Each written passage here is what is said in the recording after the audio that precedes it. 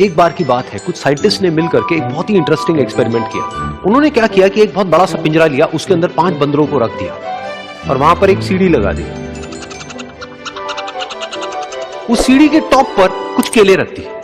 फिर उन साइंटिस्ट ने क्या किया कि जैसे ही कोई भी बंदर उस सीढ़ी पर चढ़ता केलों तक पहुंचने के लिए, तो ऊपर से ठंडे पानी की बारिश करने लग जाता।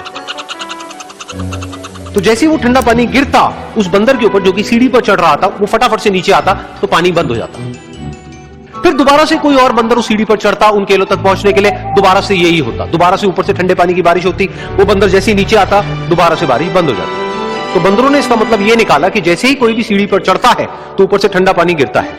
फिर उसके बाद में जैसे ही कोई भी बंदर उस सीढ़ी पर चढ़ने की कोशिश भी करता तो बाकी के बंदर सब इकट्ठे होकर के उसको पकड़ते, उसको मारते, उसको पीटते और उसको नीचे गिरा देते। फिर दोबारा कोई कोशिश करता, दोबारा उसके साथ भी ऐसा ही होता।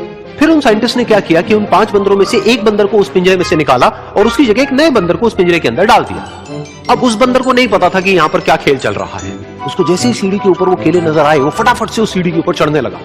अब की बार साइंटिस्ट ने कोई बारिश नहीं करी, लेकिन फिर भी जो बाकी के बंदर थे उन्होंने इसको पकड़ा, सीढ़ी से नीचे उतारा और मारने पीटने लग गए। इस बंदर को समझ नहीं आया कि मेरे को क्यों मारा जा रहा है, तो उसने दोबारा कोशिश करी। जैसे उसने दोबारा कोशिश करी, दोबारा से उन 4 बंदरों ने वही किया।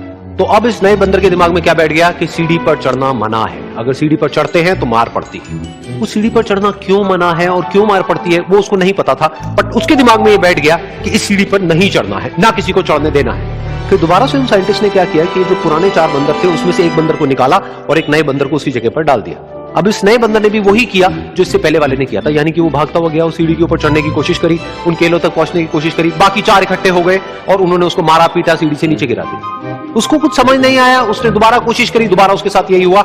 और अब इस बंदर के दिमाग में भी यही बैठ गया कि सीढ़ी पर चढ़ना मना है और सीढ़ी पर चढ़ने से मार पड़ती है। फिर साइंटिस्ट ने एक एक करके जो पुराने 3 बंदर बचे हुए थे उसमें से भी एक एक करके उन बंदरों को निकाला और उनकी जगह पर 3 नए बंदर आ गए।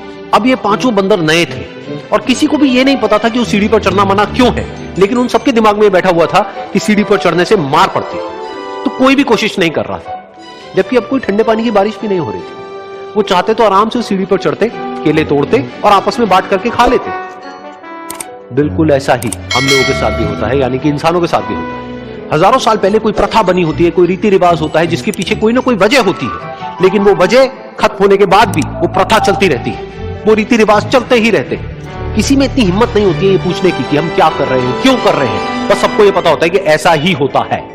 तो वो एक्सपेरिमेंट जिसके बारे में अभी मैंने आप लोगों को बताया, यानी कि वो बंदरों का एक्सपेरिमेंट, उसमें तो बेचारे बंदर हैं, जानवर हैं, उनको नहीं पता है कि क्वेश्चन कैसे पूछते हैं। लेकिन अगर हम इंसान होने के बावजूद भी क्वेश्चन ना करें तो हमारे में और जानवरों में क्या फर्क है? सोचिए।